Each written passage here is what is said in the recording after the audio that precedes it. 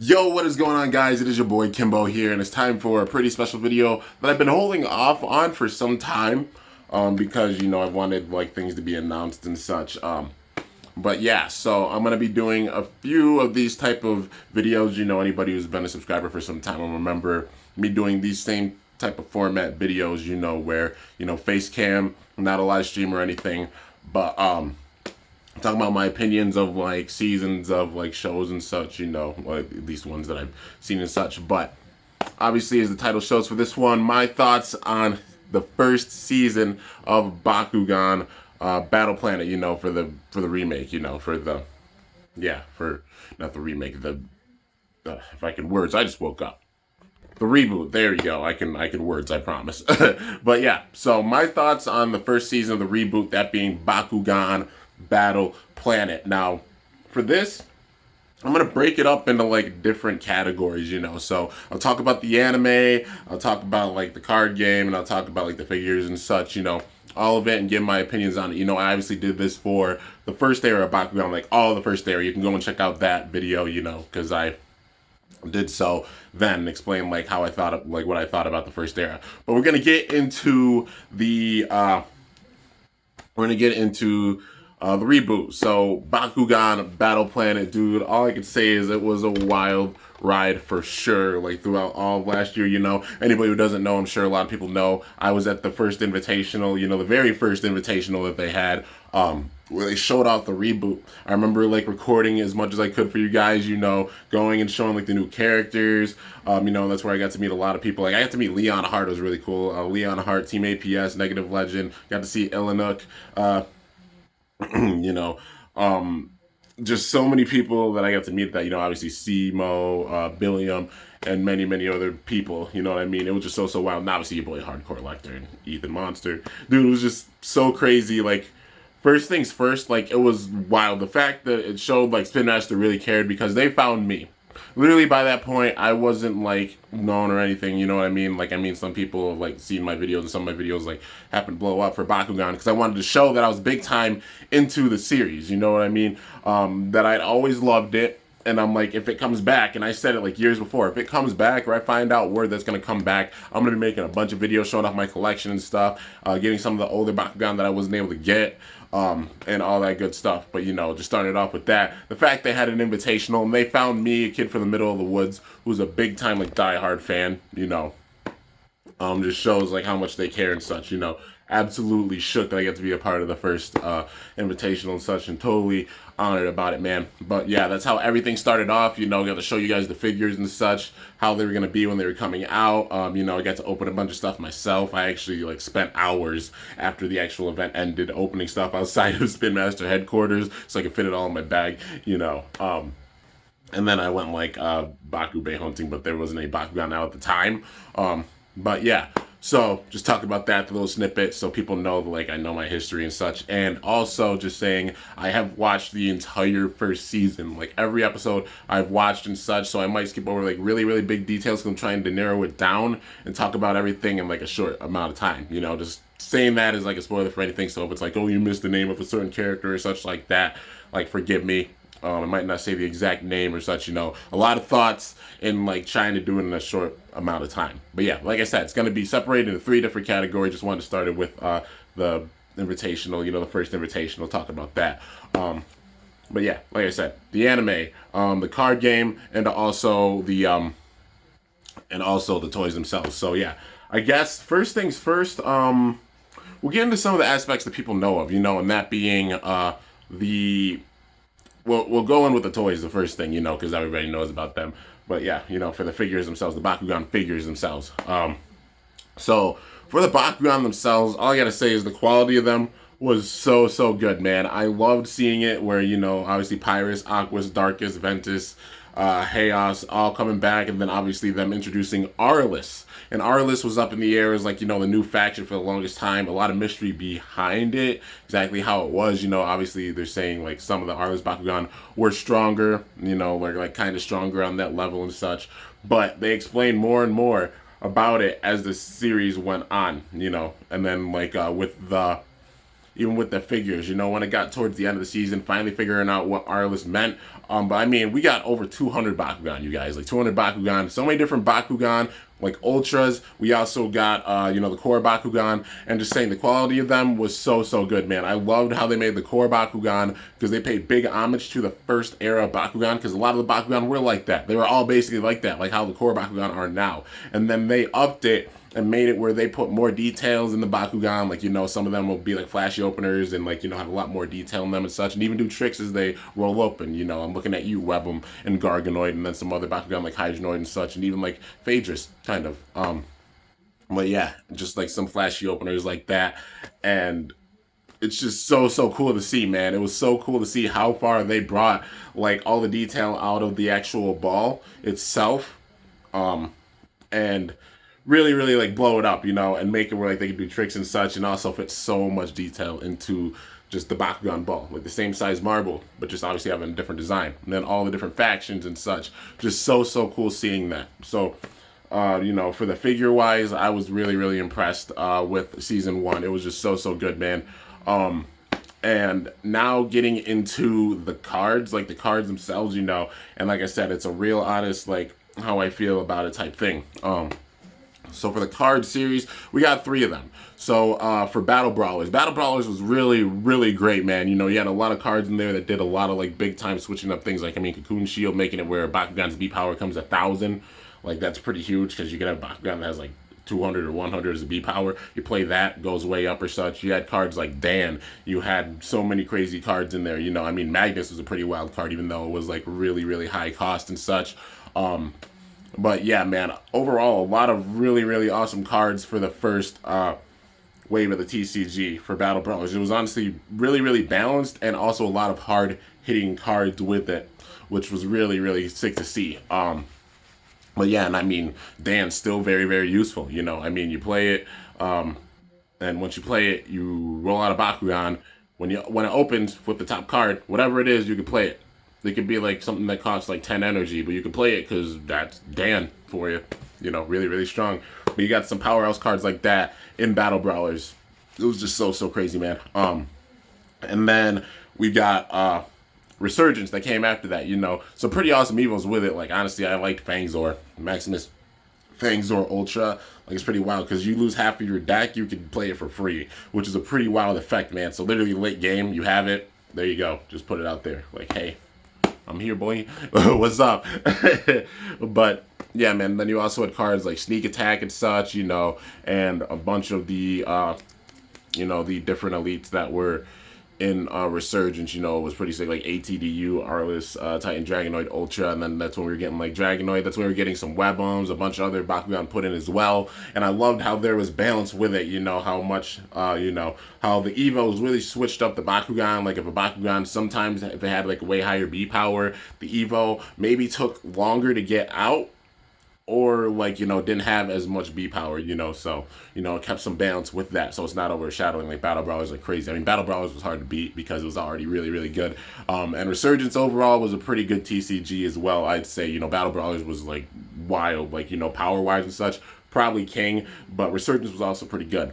And then getting into the third, you know, TCG, that being Age of Arliss, the third wave.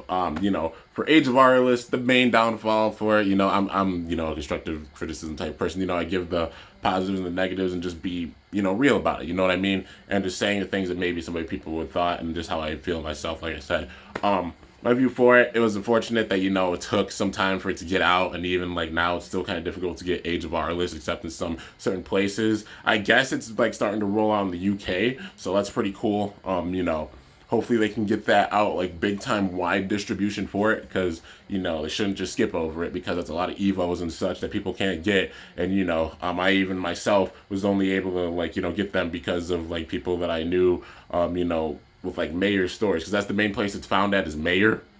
And people would go there in order to get the packs. That's the main place it's known for being at. And, you know, I guess some Target's getting like a couple packs or something like that. So the main thing for that is obviously the distribution. Wish that, you know, they get AA out more, and they get it out soon, or especially now, like, just get it out, just crank it out, you know, before they put out the next TCG, you know, that obviously being for season 2. But yeah, overall, like card wise, getting the cards myself. I personally like Age of Arliss, because like they put in more Arliss cards with it. Arliss has more of an influence, and it really explains and shows how Arliss like affects the entire game. And the thing with Arliss is that it has big time control over like other factions, just because like the show, if you watch the show, it correlates with the show how they're revealing things in the show big time. And I thought that was really, really cool how it did that, and you had some cards like, if they stop Arliss, then you get this boost. Like stop Arliss, you get it can energize and uncharge. Stop Arliss, you have an opponent discard a few cards, that type of thing. So you have cards that can stop Arliss, but also some cards that help Arliss.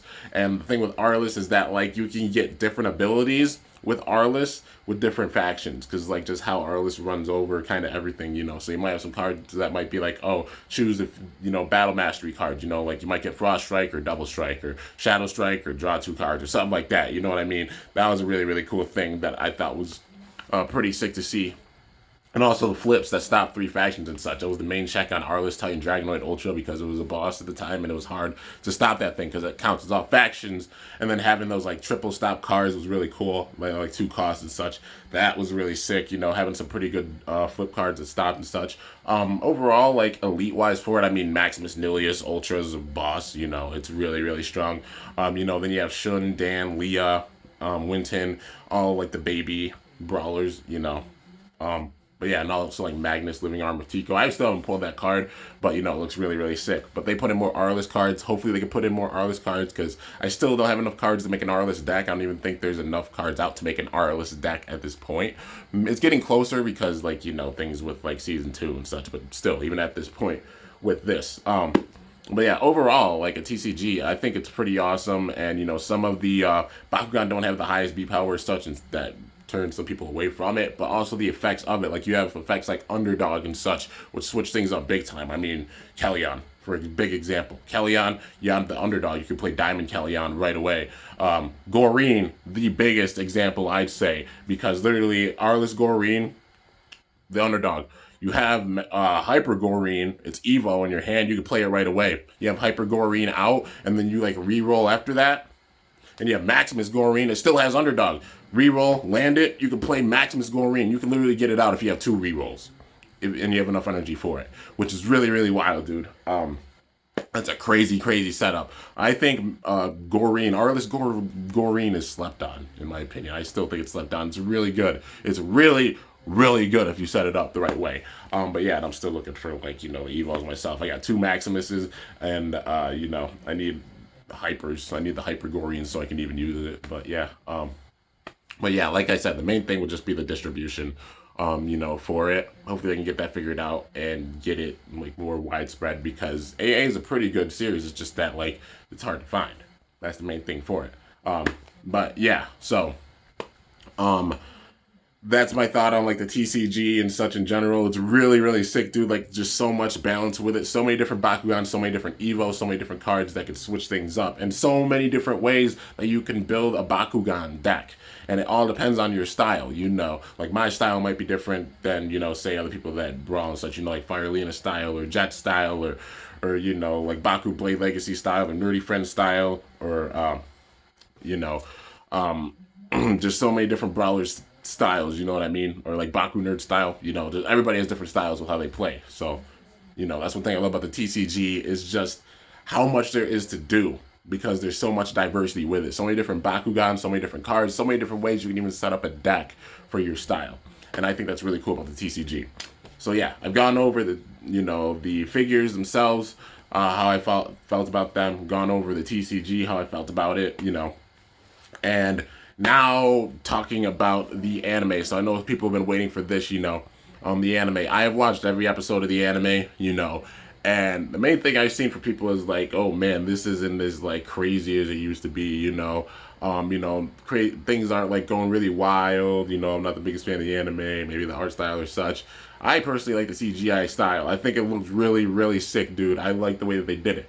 And also, the way they did this season, I personally liked it. You know why? I'll even explain why, obviously, of course. But they had the whole theme of mystery with this, but also telling the story. So the things that they held off on Well, they didn't say before. They held off on until towards the end. So there's an aspect of mystery with it. It had you wondering things like, what exactly does Arliss, how is the Arliss faction involved with the other factions? Because obviously Arliss being new, it was up in the air for everybody. It's like, what the heck is this new faction? Like, how does it work and such?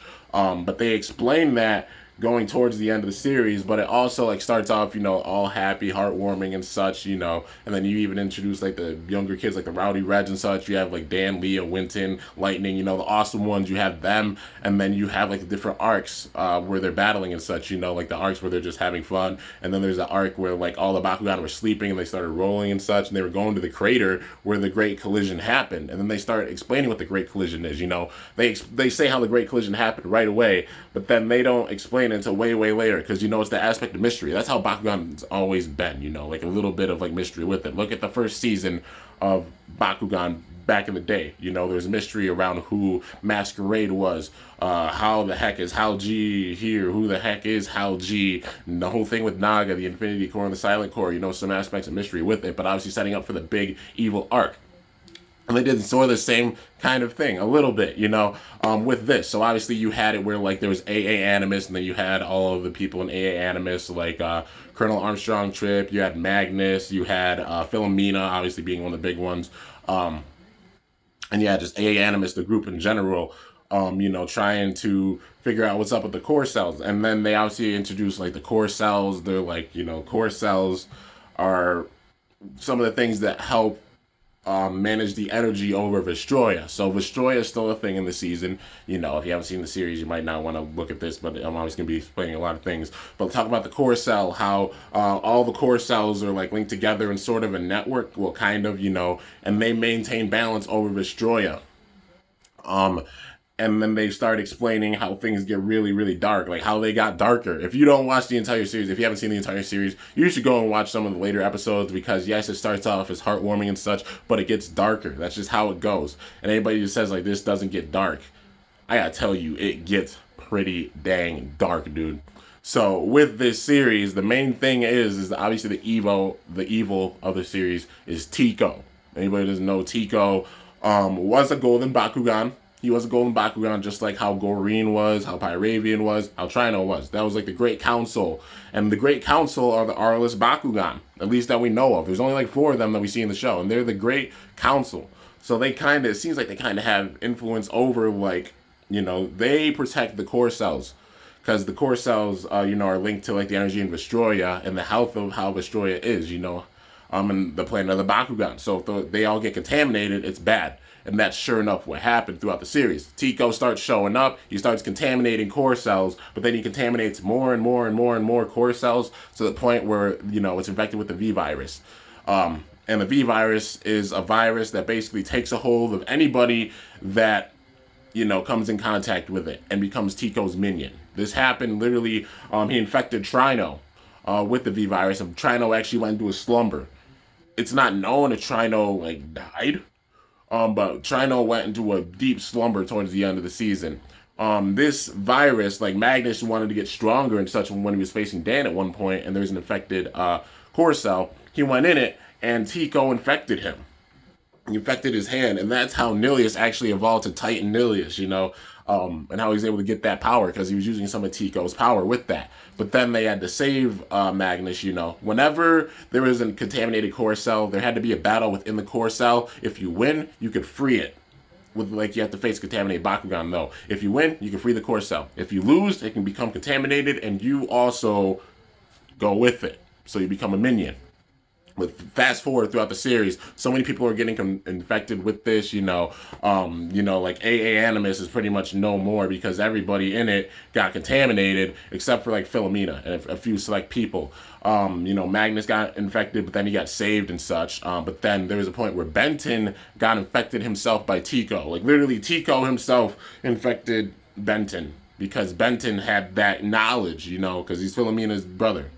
And then a lot of knowledge of like the core cells and everything, he had that full knowledge. And then Tico used Benton, to make the entire network his, because Benton was talking about like connecting all the core cells, making a core cell network, all that good stuff.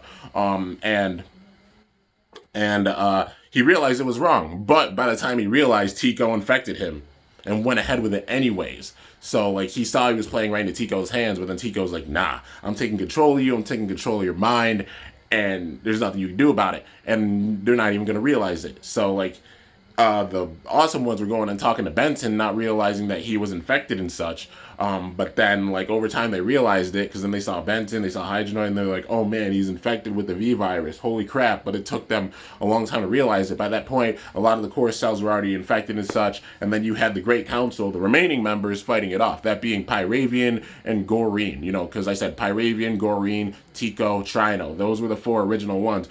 Tico was obviously the one that was infected, causing all of this. And they explain more at the end, you know. And I'll get into that a little bit. Trino went down to the V virus, you know, and went into deep hibernation. Still not sure what happens with Trino. Hopefully Trino comes back in the second season, because the way that it ended honestly made me really, really sad. And honestly kind of tear up. It got dark, dude. It got really, really dark. But it spread to the point where literally even like Shun's dad, his dad got infected with it.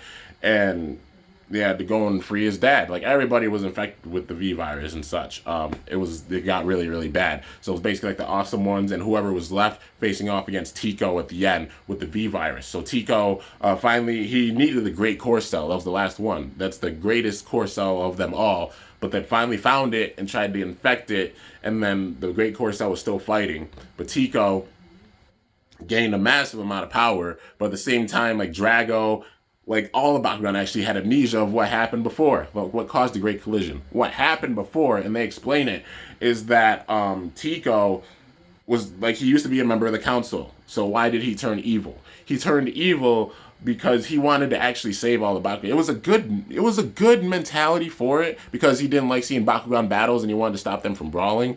And he's like, the ultimate way that can stop this is like this virus, you know, create this like you know, this I forgot what it's like, the Vestroya. I forgot the actual technical name for it. But this, like the power of Vestroya, so they wouldn't fight one another. But it took control of him and it actually turned evil. So it was stronger than he could have ever imagined it being. And that's how it started. And that's why he went off by himself. And then there's Pyravian, Goreen, and Trino left, you know, to kind of oppose him. But then towards the end, obviously the awesome ones and everybody else getting involved with it. But yeah, dude, it was really, really wild. And then it led towards like the very, very end of it. You know, Goreen and Pyravian were sitting there trying to protect the Great Core Cell. It got infected though, and then they were still trying to fight off Trino. Well, not to fight off Trino. Trino was gone. Trying to fight off Tico. And then like the awesome ones and such were fighting, and then they started getting their memories. At least Dan and Drago they got their memories of what happened, because Tico tried to take over Vestroya before. This is before all these events, now before the Great Collision. Tried to take over before, but then Dragonoid Maximus was the one that stopped Tico. He stopped Tico, and then that led to like the human world, because there wasn't enough power in Vestroya. Vestroya almost crumbled, so they had to use the power of Earth. They kind of combined the two together. So Vestroya and Earth got combined, and that's why there's the maze. The maze is the area we can go to parts of Vestroya, you know, and that's how there's that link. And they had to do that in order for Vestroya to not completely crumble because of Tico's power before. But then Tico's power got pushed back, got put kind of in a dormancy, but he still had the power. But then it just grew again to the point where it got bad during this season, and then it led towards like basically the final battle. You know, Tico becoming this huge monster, completely full of V virus. He took all the power that he had infected everybody with, and became this huge figure. And then obviously Dan and Drago figured it out. Trino, they tried to save Trino. Dan and Drago tried to save Trino, but then like Trino said, "This is the last of my power. I'm giving it to you. Use it well." You don't know if Trino was like completely gone after that, but all I know is I teared up during that part. I got really, really sad, dude. I know probably a lot of people like it hit him in the heartstrings and such. But yeah, so after that, there was the big showdown. Dan and Drago came back, and Dragonoid Maximus shows up again, and then there's the battle between Dragonoid Maximus and Tico, you know, but everybody joined their power in, you know, so all the Titan, like Titan Trox and Pagatrix and such, all the awesome ones, they made their Bakugan Titans, you know, like Titan Howlcore and such. And then they fought alongside Dragonoid Maximus. But also Magnus turned good because of a battle that Dan had with him. It's sort of like the Dan Spectra type thing that happened before, you know, evil character turns good. And that's the thing with Magnus, because Magnus always was looking out for his little sister, and that's why he joined AA Animus and such. But for this, it was the sake of the world, so he actually helped them out, and they all joined their power together, and they managed to beat Tico. And then at the very end, Tico revealed how like he made this virus because he wanted to actually help the Bakugan and such. So Tico was never evil; he just had a different mentality than the other Golden Bakugan did, than the other three members of the council, like Trino, Pyravian, and Goreen. Had different mentalities than they did. But yeah, so then, you know, it's basically, you know, Dan and Drago beat Tico, and then Tico at the very end is like, children, continue to battle on for the sake of humanity and for Bakugan. And then he vanished, and then everybody was like, was that Tico's voice? So he was actually good, but he went into a slumber. So yeah, I'm hoping that they have Tico come back in the second season, like for real, because we haven't gotten like a Tico figure, and this kind of ties into the toy, like, you know, the figure game itself. You know, the only downfalls I'd say for it were that they cut out some of the Bakugan. Like, there was Diamond Callion that was on the list that was supposed to go out, that wasn't released. Ventus Pyravian Ultra wasn't on the list also. Like, I mean, it was on the list, but they didn't release it. They have the card for it even in Age of Arliss, but they never made the actual figure, and that was kind of a disappointment. Another one was Pyrus Webum. It was on there, but they didn't make it. You know, I wish there was a Pyrus Cubbo as well, because that would have been really cool. But there's some certain Bakugan at the very, very end they scrapped, which was really sad. And some they didn't even make, like Tico and Apollyon and, dang it, Artulian. Artulian, I think that's what you say, Artulian. Those three, especially being in the show that they didn't make, and that was really, really sad, you know, and kind of unfortunate. And they kind of did that same thing before with the first era, and, you know, that made me a little sad about, you know, the figures a little bit, because those ones were left out. But still, overall, it was really, really good. Like, even look at the show, you guys. Like, it's just that wild, dude. It's that crazy.